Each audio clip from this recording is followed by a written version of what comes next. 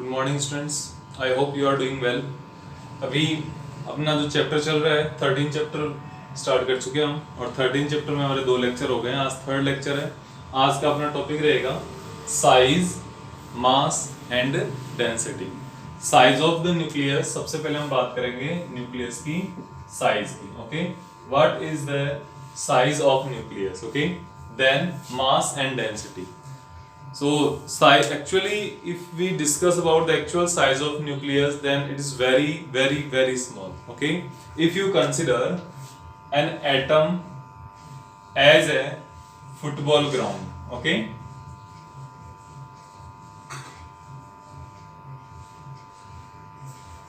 an atom as a football ground, then nucleus is just a ball placed inside this ground. Okay, if you compare size of nucleus with the atom is also very small, but nucleus is even smaller than atom.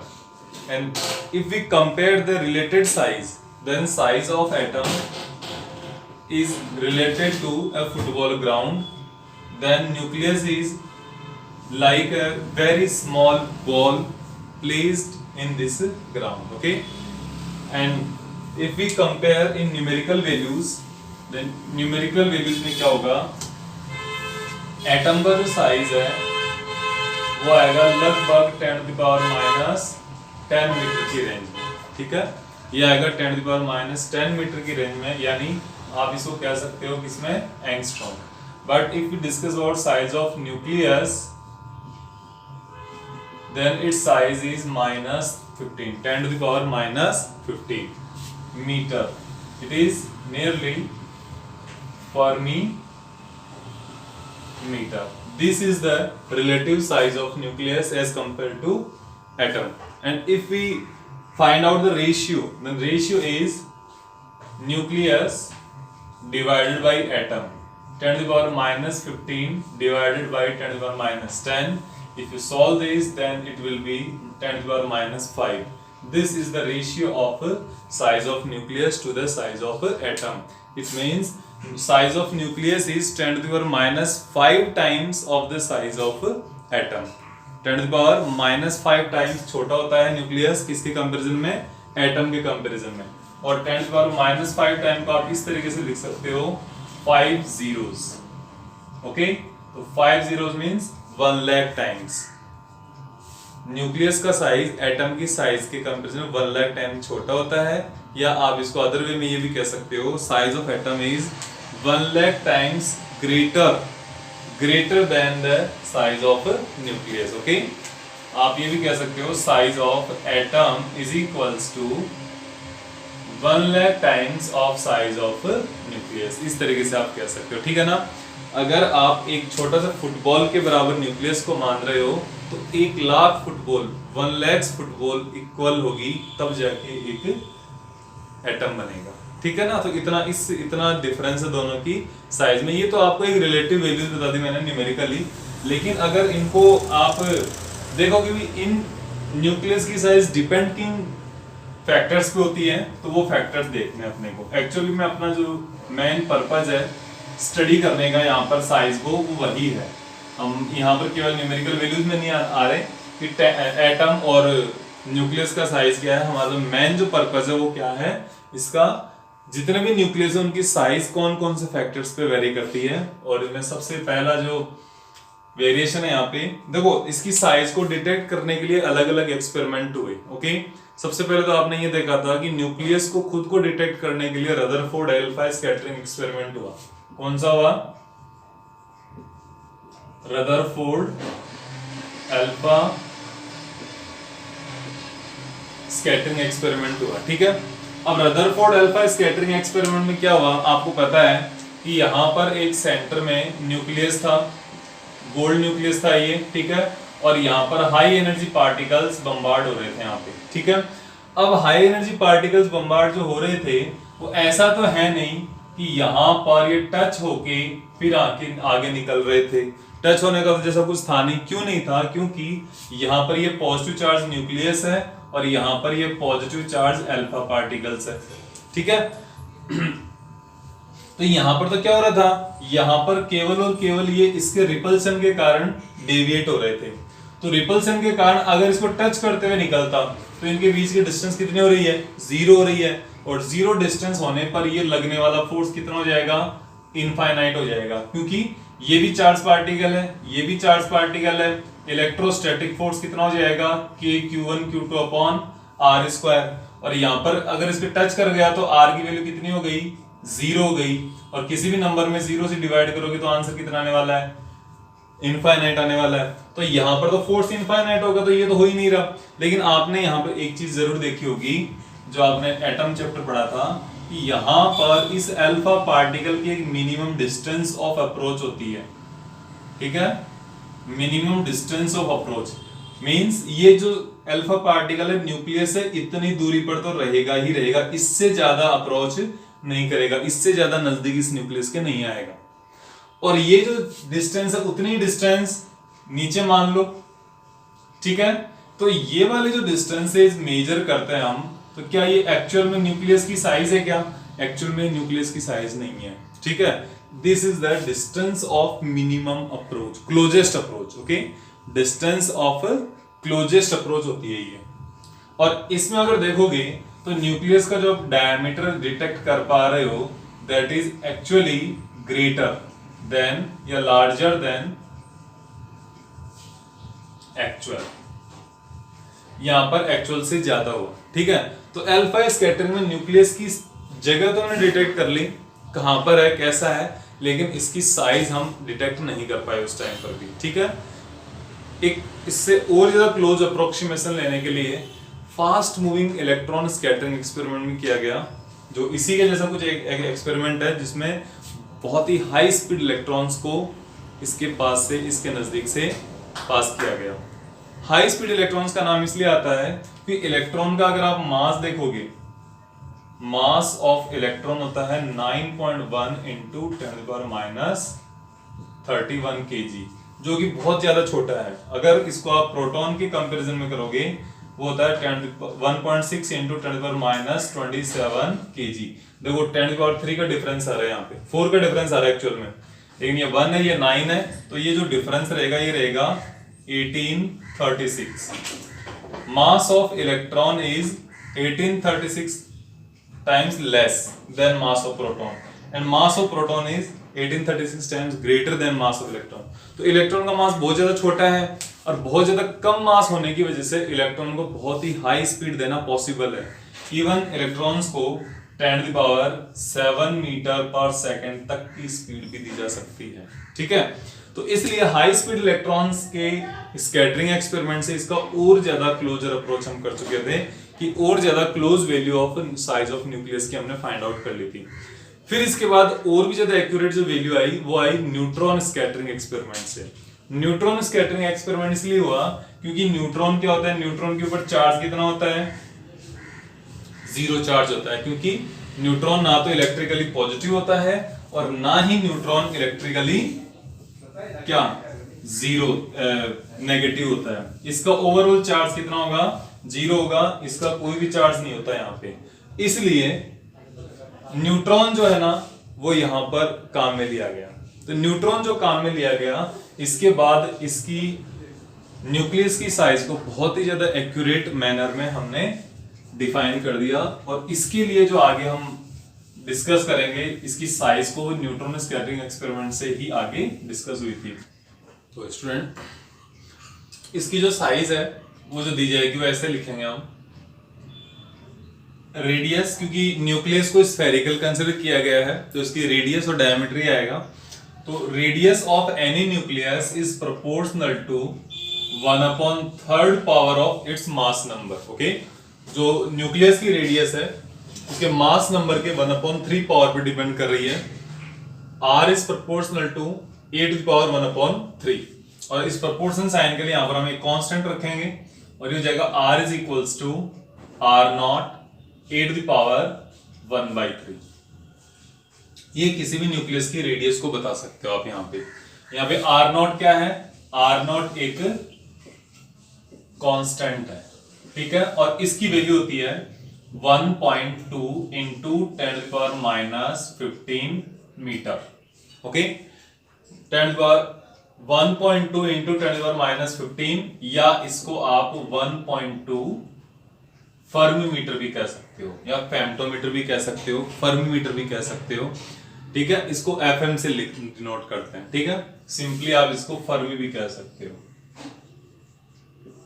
Fermi कहा जा सकता है इसको। ठीक है, तो ये क्या हो गया आपके पास, आर नॉट कांस्टेंट की वैल्यू हो गई। ये बहुत ही ज्यादा इंपॉर्टेंट है, आपको ये ध्यान में रखना है इस चीज को। ठीक है, अब न्यूक्लियस की साइज तो आ गई आपके पास। अब होता है इसका मास। मास कितना होता है न्यूक्लियस का?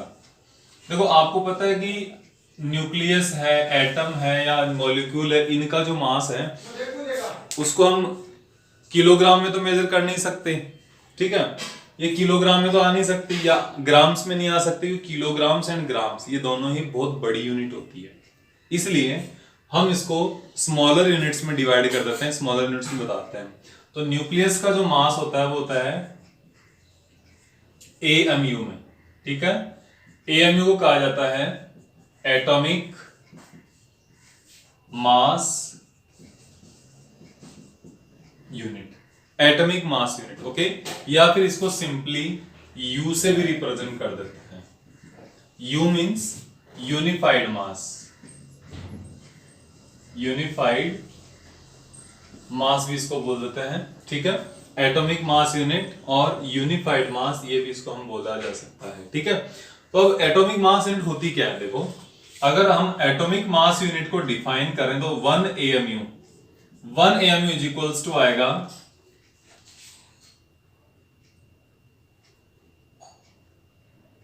1/12 part of carbon 12 atom. Okay, 1 AMU का जो वैल्यू है उसको डिफाइन हम कर रहे हैं नंबर्स में, या न्यूमेरिकल वैल्यू में डिफाइन करेंगे तो 1/12 पार्ट ऑफ कार्बन 12 एटम। अब देखो यहां पर क्या है, कार्बन जो एटम है, कार्बन एटम के 3 आइसोटॉप्स होते हैं। ठीक है, कार्बन एटम के आइसोटॉप्स कौन कौन से?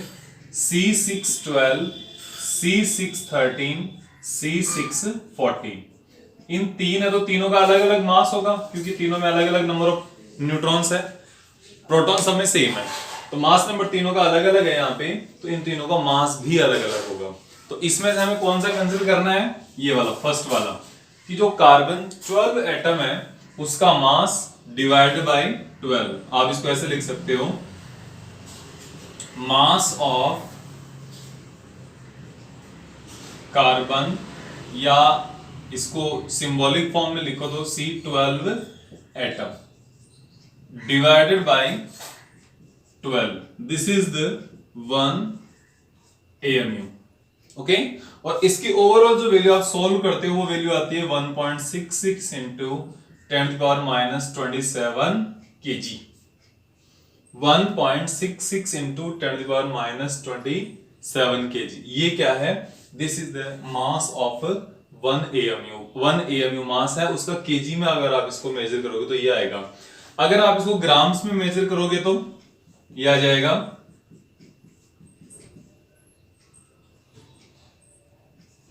-24 ग्राम्स। ओके, सब कुछ सेम रहेगा, केवल ये पावर चेंज होगी, क्योंकि केजी को ग्राम्स में कन्वर्ट करते हो तो 10⁻+3 से मल्टीप्लाई करोगे। ठीक है ना, तो ये आ जाएगा ग्राम्स में और ये आएगा आपका किलोग्राम्स में। ये तो हो गया न्यूक्लियस का 1 AMU। अब न्यूक्लियस का मास कितना होता है? देखो यहाँ पर किसी भी एटम और किसी भी न्यूक्लियस का मास नंबर अलग चीज है और मास नंबर अलग है। ठीक है, मास एंड मास नंबर्स में आपको कंफ्यूज नहीं होना है। ठीक है, both are different things. Why? Because mass number which is 12, suppose mass number A is just a number of protons plus number of neutrons. It is just a number, nothing other than that. Okay, but if we consider mass, then mass of protons plus mass of neutrons protons and neutrons दोनों का जो मास होगा ना, उस मास को आप nucleus का मास कह सकते हो। ठीक है, तो न्यूक्लियस का मास अलग है और उसका मास नंबर अलग है। मास नंबर केवल एक नंबर होता है, बल्कि इसकी यूनिट भी होती है। इसकी मास की यूनिट होती है AMU में रिप्रेजेंट करते हैं, इसको हम kg में भी रिप्रेजेंट कर सकते हैं, ग्राम्स में भी कर सकते हैं, लेकिन दोनों यूनिट बहुत ज्यादा बड़ी यूनिट होती है, इसलिए हम इसको इन यूनिट्स में रिप्रेजेंट नहीं करके हम किसमें करेंगे, AMU में करते हैं। ठीक है, और अगर न्यूक्लियस का मास की अगर आप बात करो तो क्या हुआ, मास ऑफ प्रोटॉन्स और mass of neutrons. Mass of proton कितना होता है, ये होता है 1.67 इंटू 10⁻27 kg। अगर हम मास ऑफ न्यूट्रॉन की बात करें तो 1.67 इंटू 10⁻27 kg। यहां तक तो लगभग सेम ही है, बस इसके आगे डिफरेंस आता है। इसके आगे डिफरेंस ये आता है, यहां पर होता है 1.675, ये मास ऑफ प्रोटॉन हो गया, और सॉरी 1.672 ये मास ऑफ प्रोटॉन हो गया, और मास ऑफ न्यूट्रॉन होता है 1.675। पॉइंट के भी थर्ड डिजिट पर जाने के बाद थोड़ा सा वेरिएशन आता है, अदरवाइज हम इनको दोनों को एक दूसरे के सिमिलर ले सकते हैं, दूसरे के लगभग इक्वल ले सकते हैं। ठीक है ना, तो अब हम ये कह देंगे कि किसी भी न्यूट्रॉन मानो या प्रोटॉन मानो, दोनों एक ही बात है मास के लिए। ठीक है, तो अगर न्यूक्लियस का कंप्लीट मास अगर हम बात करें तो वो हो जाएगा A, which is atomic mass number. ये मास नंबर है, total number of protons and neutrons. अब किसी भी एक से आप मल्टीप्लाई कर दो, ये MP लिख दो, चाहे यहां आप यहां पे MN लिख दो, ये क्या हो जाएगा, मास ऑफ ए न्यूक्लियस।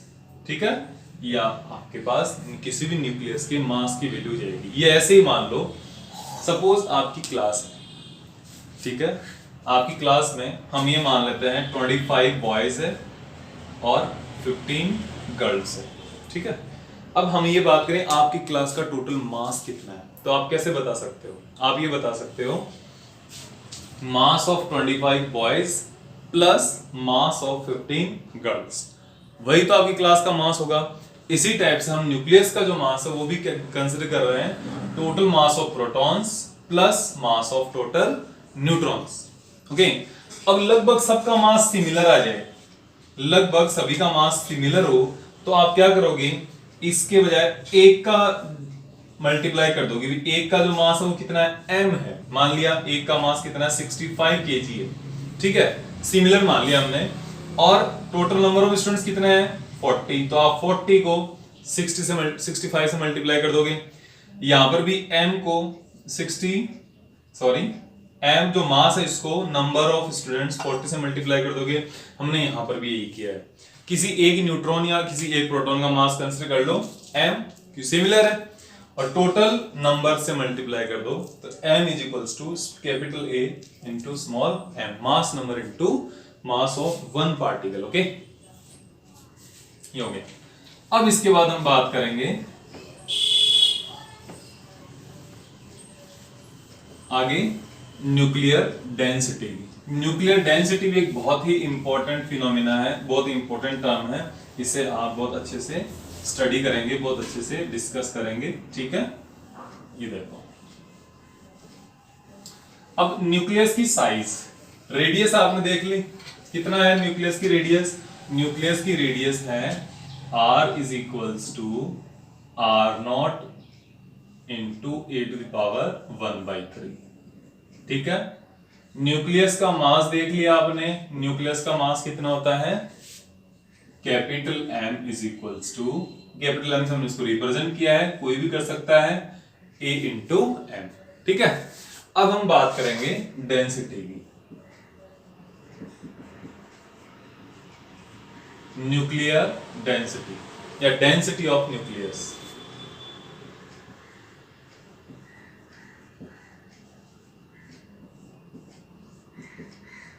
देखो, आपको पता है डेंसिटी इक्वल्स टू क्या होता है, rho equals to mass upon volume. Mass upon volume होता है, सबको ये तो पता है ना, mass per unit volume is equals to density, ये मास डेंसिटी की बात कर रहे हैं। अब हम यहाँ पे लिख देंगे मास इक्वल्स टू क्या हो गया, कैपिटल एम हो गया ये रहा, और वॉल्यूम इक्वल्स टू क्या होता है, आप वी से रिप्रेजेंट कर देते हो। तो डेंसिटी इक्वल्स टू मास, मास की वैल्यू क्या है A इंटू एम। अगर न्यूक्लियस स्फेरिकल है तो आप इसके वॉल्यूम को कैसे रिप्रेजेंट करोगे, स्फेरिकल कंसीडर करते हैं, 4/3 pi r cube, 4/3 pi r cube, r इसकी रेडियस हो जाएगी, किसकी, न्यूक्लियस की, यही तो है ना, mass upon volume. Nucleus spherical है तो मास आ जाएगा 4/3 पाई आर क्यूब, और मास कितना है am। अब इसके बाद देखो आप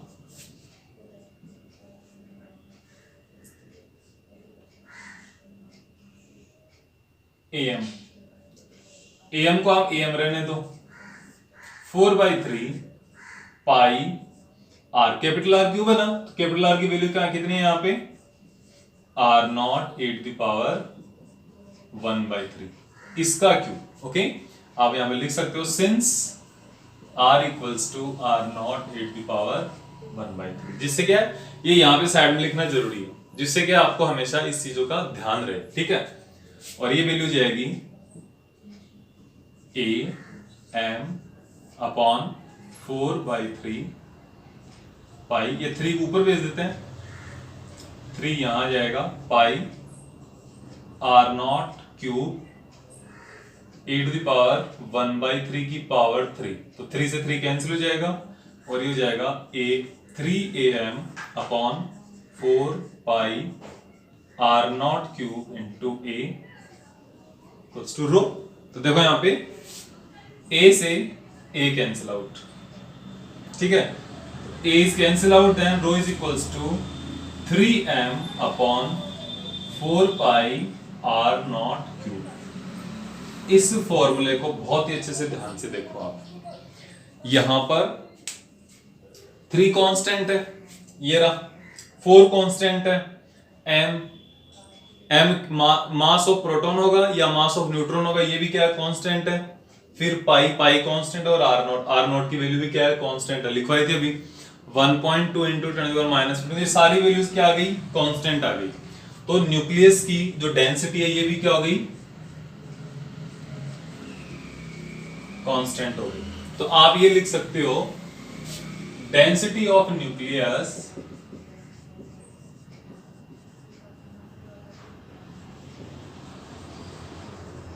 is independent of mass number.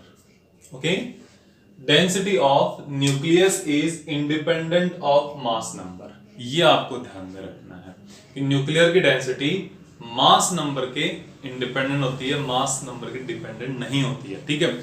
जितने भी न्यूक्लियस है सारे की डेंसिटी क्या हो जाएगी, लगभग सिमिलर हो जाएगी, यहाँ पे कोई भी इसका रोल नहीं होगा, ये इंपॉर्टेंट है, इसको लर्न कर लेना, इसको याद कर लेना, यहां से डेफिनेट ऑब्जेक्टिव, जैसे पहले ऑब्जेक्टिव क्वेश्चन नहीं आते थे, तो ये सब्जेक्टिव में 1 मार्क्स क्वेश्चन होता ही था, और अभी ये ऑब्जेक्टिव में 1 मार्क्स क्वेश्चन होता ही है, ठीक है, किसी ना किसी तरीके से पूछा जाएगा आपको। अब आप इसकी वैल्यू कैलकुलेट कर लो, इसकी वैल्यू कैलकुलेट कर रहे हैं हम यहाँ पर, रो इज इक्वल्स टू, इनकी वैल्यूज रख देता हूं मैं, इनकी वैल्यूज रख देते हैं हम, तो वैल्यूज क्या आएगी, 3 into m 1.67 into 10⁻⁻27,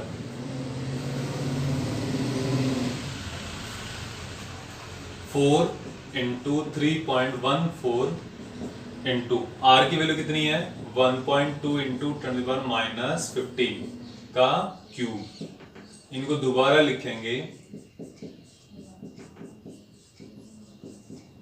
upon 4 into 3.14 into, इसको आप 1.2 इंटू 1.2 इंटू 1.2 इंटू 10⁻⁻45। तो अब इसको पूरा सॉल्व करोगे ना, तो ये वैल्यू आएगी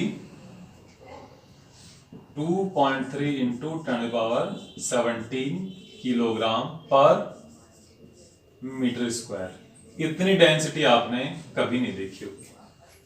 ये सबसे ज्यादा डेंसिटी है, आज तक जितनी डेंसिटी मैंने पढ़ी है उनमें सबसे बड़ी भारी डेंसिटी ये है। तो इतनी ज्यादा डेंसिटी होने के कारण यदि आप इसको इस तरीके से कंसिडर कर लो, इतनी डेंसिटी का अगर हमारे पास 1 सेंटीमीटर हाइट का, 1 सेंटीमीटर विड्थ का और 1 सेंटीमीटर डेप्थ का या लेंथ का मान लो, ठीक है। अगर इतना सा क्यूब हो 1 सेंटीमीटर इसकी डायमेंशंस, तो इसका भी मास इतना होगा कि हम किसी भी क्रेन से नहीं उठा पाएंगे। दुनिया में जितनी भी क्रेन्स है, किसी भी क्रेन से इस ऑब्जेक्ट को आप इतनी डेंसिटी के इतने से जो ऑब्जेक्ट है इसको हम उठा नहीं पाएंगे। तो ये इतनी भारी डेंसिटी, इतनी बड़ी डेंसिटी है ये, ठीक है, बहुत हाई वैल्यू है। ये आप देख लो 10⁻17 केजी पर मीटर क्यूब है। तो ये मान लो अगर 1 मीटर लंबा चौड़ा और डेप्थ का अगर क्यूब हो, इतना बड़ा लंबा हो, इतना बड़ा चौड़ा हो, इतना बड़ा डेप्थ में हो, तो इतना बड़ा अगर कोई साइज होगा उसको इतना 10⁻17 केजी उसका मास होगा, ठीक है। जो एक कंपेरेबल मास है, ये मान लो मून के मास के लगभग बराबर आ गया, ठीक है। तो बहुत ज्यादा हो गया, तो इससे अच्छा है इतना डेंसिटी कुछ नहीं है, और है भी नहीं एक्चुअल में, क्योंकि एटम का इतनी डेंसिटी मिलती क्यों नहीं है, क्योंकि एटम का करीब करीब मोस्ट ऑफ द स्पेस क्या है, वैकेंट है कंप्लीटली, ठीक है। बहुत ही कम स्पेस है जिसमें कुछ ना भरा होता है, most of the space is vacant in an atom. तो that's why this is very high density and our actual densities are very low compare to this, okay. तो बाकी जो नेक्स्ट लेक्चर है उसमें हम आगे का पार्ट पढ़े, आगे की टॉपिक करेंगे, और आज के लिए इतना ही। Thank you.